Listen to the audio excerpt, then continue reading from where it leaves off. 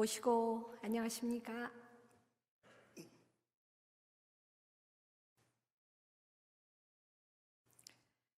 3월의 마지막 날입니다.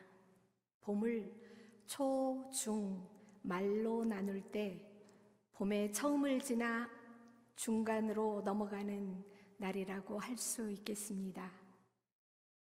저는 설교를 준비할 때면 저 스스로가 하늘님 은덕으로 살아가고 있음을 온 몸으로, 온 마음으로 느끼며 충만된 상태가 되어 하늘님 은덕을 교인분들과 기쁘게 나누는 설교를 하고 싶은 그런 마음이 큰 것 같습니다. 상황이 어떻든 모신 하늘님 마음을 편안히 하고 돌보는 것은 내가 스스로 극복해내야 하는 일인데요.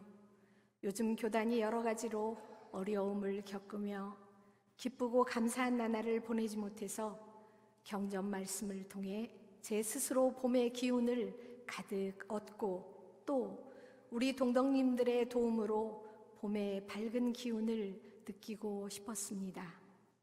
그리고 하나 더, 내가 나를 다시 살펴보는 시간을 갖고 싶어서 오늘 설교 제목을 다시 봄으로 정해보았습니다. 오늘 경전 말씀은 의암성사님 법설 기타 시문 중 영춘 시부를 봉독했습니다. 봄을 노래한 시와 부인데요. 용담유사 흥비가 중에 알 수 있듯이 생각을 표현하는 방법에는 흥과 비 그리고 부가 있습니다. 부라는 것은 작가의 생각이나 눈앞의 경치 같은 것을 있는 그대로 드러내는 한문 문체라는 뜻이더라고요. 봄 날씨가 되니 나도 또한 봄이요 만 구역 생명이 전부 꽃이로다. 건도가 순환하니 그 기운이 내리고 곤도가 서로 화합하니 그 정열이 오른다. 의암성사님께서 봄을 맞이하시며 노래하고 계신 모습이 떠올라 저의 마음도 함께 환해지고 제 기운도 따뜻해져 하늘님 은덕을 떠올리게 됩니다. 포덕문의 첫 구절로 천도교인들이라면 누구나 잘 아시는 것처럼 봄은 하늘님 조화의 자취로 어김없이 찾아왔습니다. 열흘 전에 남편이 제게 말하더라고요. 윤아당, 베란다에 있는 나무에 꽃이 피었어. 그 말을 듣고 반가움에 달려가서 나무를 보았더니 꽃이 보이지 않더라고요. 그래서 어디에 꽃이 있는고 하고 자세히 보니 딱 한 송이가 피어 있었습니다. 와, 진짜 꽃이 피었네? 어쩜 기특해라. 이 추운 겨울을 이겨내고 잊지 않고 꽃을 피워주고 있었네 라고 큰 소리로 말하면서 남편과 함께 기뻐했던 그런 생각이 떠오릅니다. 지난 주말에 쌀을 씻었던 물을 주러 갔더니 꽃이 제법 피어있고 오늘 아침에는 나오면서 보니까 더 많이 꽃이 피어 있었습니다. 단톡방에도 봄이 일찍 찾아왔다는 소식, 꽃이 이르게 피었다는 소식, 진달래, 개나리, 목련이 피어 있다는 소식 등 이곳저곳에 봄 소식을 접하고 있습니다. 수은회관 앞쪽을 보면 노란 개나리처럼 생긴 꽃이 일찍 피어 있었습니다. 눈이 내리는 늦은 겨울, 찬바람 이른 봄 속에서도 이쁘게 자리를 잡고 꽃을 피우고 있더라고요. 꽃의 이름은 영춘화입니다. 봄을 환영하는 꽃이라는 뜻이지요. 비가 오고 바람이 불어도 하늘님의 살핌으로 천도교에도 봄은 찾아오고 있습니다. 한 송이 꽃을 피우기 위해 얼마나 긴 시간, 많은 준비를 했을까요? 긴 추운 날씨에 우리의 눈에는 보이지 않았지만 꽁꽁 언 그 땅속에서 짧은 햇빛을 안으로 품으며 꽃을 피우기 위해 준비를 했을 것입니다. 자연의 성장은 하루아침에 한 방에 이루어지는 것이 아니라는 것을 우리는 잘 알고 있습니다. 다시 봄을 맞이하여 꽃을 피우기 위해 자연은, 아니 우주는, 하늘님은 어떤 노력을 해왔을까요? 계절마다 제 역할을 다하고 자신의 계절이 지나면 그 시절을 놓아주어야 했을 것입니다. 지난 여름의 풍요로움을 멈추기 위해 태양에 이글거리는 뜨거움을 포기했을 것입니다. 여름의 뜨거움은 만물을 살리지만 그 뜨거움을 식혔기에 가을의 열매를 맺을 수 있었겠지요. 뜨거움이 계속된다면 열매를 맺지 못했을 것입니다. 뜨거운 욕망을 제어하고 청정한 마음을 일으키기 위해 뜨거움을 차가움으로 식혔기에 바람직한 가을을 만들어 열매를 맺을 수 있었을 것입니다. 여름을 온전히 비워내야 열매를 맺을 수 있듯이 차가운 겨울이지만 믿음으로 묵묵히 봄을 향해 나아갔기에 다시 봄을 맞이하고 있습니다. 하늘님은 덕으로 온 우주의 도움으로 다시 봄을 맞이하고 있습니다. 하늘님의 도움을 받을 수 있었던 것은 여름이 자연한 이치를 알고 열매를 위해 그 뜨거움을 포기하고 놓아버리는 이타적 존재가 되었기 때문일 것입니다. 봄, 여름, 가을, 겨울이 변함없이 갈아들어 다시 봄이 올 것을 하늘님에 대한 믿음과 용기가 승리를 거둔 것입니다. 저에게도 하늘님에 대한 믿음과 용기가 참 많이 필요한 나날을 보내고 있습니다. 다시 하늘님께 심고로써 기원하고 잘 되리라 믿고 나아가면 하늘님 뜻에 따라 반드시 발음이 승리할 것이라는 믿음이 필요한 때입니다. 인간사도 하루아침에 뚝딱 이루어지는 것은 없겠지요. 흔들리지 않고 피는 꽃이 어디 있으랴 라고 말한 어느 시인의 식구처럼 저는 매 순간 참 많이도 흔들리는데요. 흔들릴 때마다 믿으십시오 라고 말해주는 동덕님들의 말씀에 힘을 얻어 하늘님에 대한 믿음을 붙잡고 천도교인으로서 교역자로서 살아가고 있습니다. 이런저런 일들을 겪으며 지내는데요. 지난 주말에도 역시 힘들었던 이야기를 여러분들과 나누려 합니다. 오랜만에 지인의 전화가 와 있어서 일을 마치고 퇴근하는 길에 반가움을 담아 전화를 했었습니다. 그런데 그분의 첫 마디가 천도교는 망해야 한다 라고 하더라고요. 물론 그분은 요즘 천도교단의 여러 일들을 바라보며 염려를 담아서 한 말이라는 것을 잘 알지만 그 말을 듣는 순간 제 머리가 하얘지며 서 있기가 힘이 들고 몸이 아파왔습니다. 해월 신사님께서는 믿을 신자를 풀어보면 사람의 말이라고 하셨는데요. 그 말씀을 봉독할 때마다 왜 믿음이 사람의 말일까 생각하곤 했었습니다. 여러 가지로 해석할 수 있을 것 같은데 이번 일을 겪으면서는 사람의 말이 얼마나 중요한지 그리고 상대를 얼마나 아프게 할 수도 있는지 경험했습니다. 우리는 많은 말을 하며 살아갑니다. 물론 옳다고 생각하며 말을 하겠지요. 믿음을 담아 진실하게 말을 하며 살아가려고 노력을 합니다만 내 자신의 가장 깊숙하게 자리 잡은 낡은 습관과 고착된 사고방식으로 순간적으로 떠오르는 말들을 하며 살아가는 때가 참 많습니다.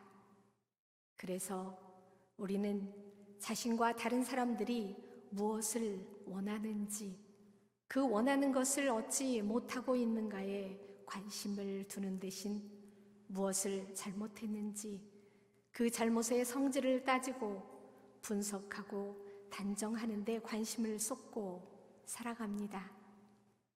있는 그대로 말하기보다 판단을 담아 비판하는 말을 더 많이 하며 가까이에 있는 가족과 지인들에게 상처를 주며 살아갑니다. 우리는 하늘님의 연기로 살아가고 있습니다. 우리 마음은 하늘님 연기의 표현이라고 해월 신사님께서는 말씀하셨습니다. 그래서 내 마음을 평안히 잘 모시는 것이 곧 하늘님을 잘 모시는 것이 되겠지요. 내 마음을 매 순간 잘 들여다보아야 합니다. 상처를 받았을 때 내가 얼마나 힘들었는지, 슬펐는지, 두려웠는지 나를 공감하고 이해하고 토닥여 주어야 합니다. 그래야 나를 살피고 나를 위로하고 나를 살려서 다시 살아갈 수 있으니까요. 그분과의 통화가 왜 그렇게 힘이 들었나 곰곰이 돌이켜 보았습니다. 그분이 나를 믿지 못하고 있다는 생각에 괴로웠던 것 같습니다. 우리 천도교인들은 사계명을 중요시합니다. 시를 모신 후에는 사계명을 꼭 합독했었는데요.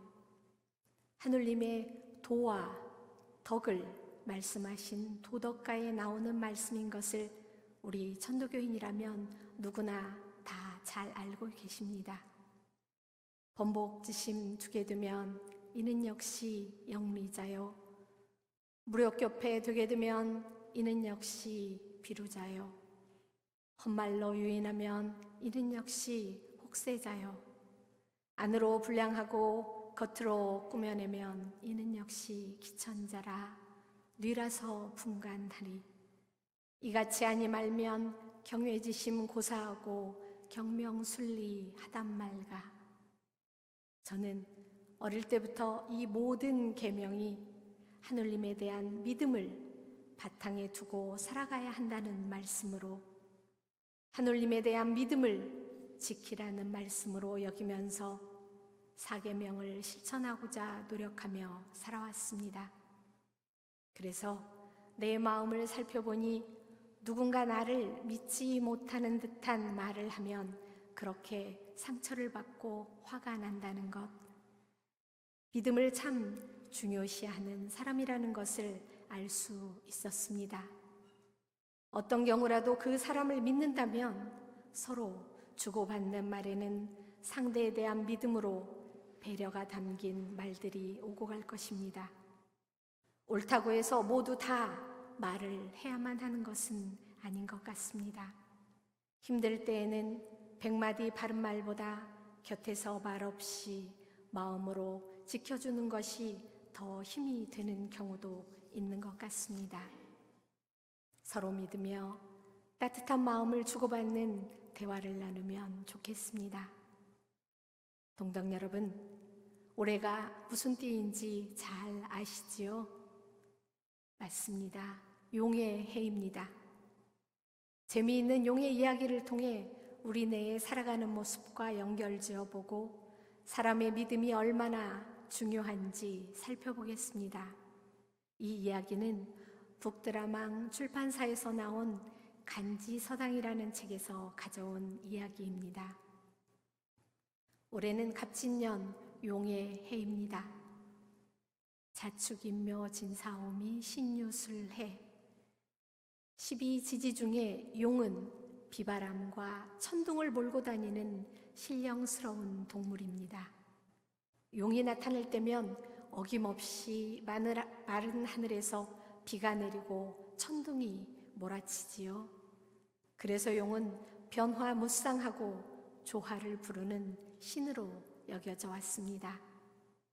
갑진년에서 진의 여러 가지 뜻을 살펴보겠습니다. 첫째, 진은 진동하다라는 뜻이기 때문에 빠르게 진동해서 옛 몸체를 벗어난다는 것이고, 물건이 모두 움직이고 자란다는 의미를 담고 있습니다. 초봄에 싹이 나면 시간이 지나면서 눈부실 정도로 성장을 하지요. 성장은 시간의 흐름을 필요로 하지만 그 과정이 저절로 오지는 않습니다. 성장통, 통과 의례 등 진통을 겪으면서 옵니다. 둘째, 지는 우레를 의미합니다. 우레는 번개를 동반하는데요. 추운 겨울 동안 멈추고 막혔던 기운이 천지를 진동시키듯 떨치고 일어나는 힘입니다. 천지를 뒤흔드는 우레의 힘은 엄청난데요. 우레가 한번 치면 그 힘으로 만물이 성장하고 생기를 얻습니다. 우르르 쾅쾅 하는 천둥 번개 소리는 생명이 진작되기 위한 진통과도 같습니다. 한바탕 폭풍우가 몰아친 후에 초목들이 성장하듯이 우레로 인해 천지가 소통됩니다. 이렇게 지는 우레를 통해 차가운 기운을 떨치고 천지의 폭풍 성장을 일으킵니다. 셋째, 지는 떨친다는 뜻입니다. 24절기 중 청명과 고구는 날씨가 맑고 밝으며 화창해서 만물의 생기가 왕성하게 떨치는 계절입니다. 넷째, 진이 가리키는 용은 현실적인 한계를 넘어 불가능한 곳에 도달하고 싶은 염원이 담겨 있습니다. 중국 황하 속 잉어가 상류에 있는 급류를 이룬 협곡인 용문까지 거슬러 오르면 용이 된다는 전설이 있습니다. 용은 그냥 승천하지 않습니다. 늘 천둥과 번개를 동반하면서 빗속을 뚫고 승천합니다. 이무기가 용이 되어 승천하듯이 그렇게 자연은 겨울의 어둠을 찢고 새로운 계절을 열어 젖힙니다. 무궁무진하게 조화를 이루는 용은 그 형상 또한 다양한데요. 머리는 낙타, 뿔은 사슴, 눈은 토끼, 코는 돼지, 귀는 소, 목덜미는 이무기, 비늘은 잉어, 발톱은 독수리, 그리고 발바닥은 호랑이를 닮았다고 합니다. 9 동물이 조합하여 용의 형상을 이루는데 동양에서는 구라는 가장 큰 수를 무한한 것을 의미하고 9개의 다른 성질의 조합은 어떤 것이든 생성할 수 있는 무한한 잠재력을 의미합니다. 용은 물을 내려주는 주제신으로 인간의 염원을 들어주는 영험한 동물입니다. 그렇다고 인간이 무조건 용에게 굽신거리지 않습니다. 용이 겨울 동안 연못이나 강가에 숨어 있다가 춘분이 지나면 승천하는데요. 물 밖으로 나와 승천하는 순간 사람들이 승천하는 용을 보고 용이다 라고 말하지 않고 구렁이다 라고 하여 용은 승천하지 못했고 그의 흉년이 들었답니다. 그 다음 해에 용이 하늘로 올라가는 시도를 했는데 누군가 용이다 라고 하자 용이 되어 승천했다는 것입니다. 이 이야기는 어떤 의미를 담고 있을까요? 변신은 홀로 하는 게 아니라는 것입니다. 아무리 대단한 용이라도 사람들이 용으로 인정해 주어야 승천이 가능하다는 것이지요. 아무리 빼어난 용이라 해도 인간이 구렁이라 부르면 구렁이에 머물 뿐이지요. 그러므로 용을 만드는 것은 사람들 믿음과 염원과 함께 한다는 뜻입니다. 변화는 단독으로 이루어지는 게 아니라 관계 속에서 이루어질 수 있습니다. 우리 동덕님들께서는 어떤 염원을 담아 한 마음으로 소리치시겠습니까? 용은 여의주를 물고 있습니다. 여의주는 물, 비, 바람, 구름을 의미하는데요. 용이 제 아무리 능력이 있다 해도 비바람을 만나지 못하면 용이 될 수 없습니다. 자유자재로 조화를 부리는 용이라 해도 구름이 없는 맑은 하늘은 오를 수 없기 때문입니다. 어려운 일을 통과하지 않고 용이 될 수 없는 법입니다. 잊지 말아야 할 하나는 이러한 변화는 한 방에 이루어지지 않는다는 것입니다. 차근차근 순서를 밟으면서 진행되어집니다. 12개의 동물 이야기 중에 올해가 용의 해이고 용의 기운을 담은 봄이기에 용의 이야기를 해보았습니다. 우리 천도교가 봄의 도약의 힘으로 용의 기운으로 불가능한 것을 가능하게 만드는 빛으로 다시 봄을 맞이하기를 심고해 봅니다. 공경하는 동덕 여러분, 봄은 용처럼 약동하는 계절입니다. 4월 5일 천일기념일 하루 전날인 4월 4일은 24절기 중 5번째 절기, 하늘이 차츰 맑아지는 청명입니다.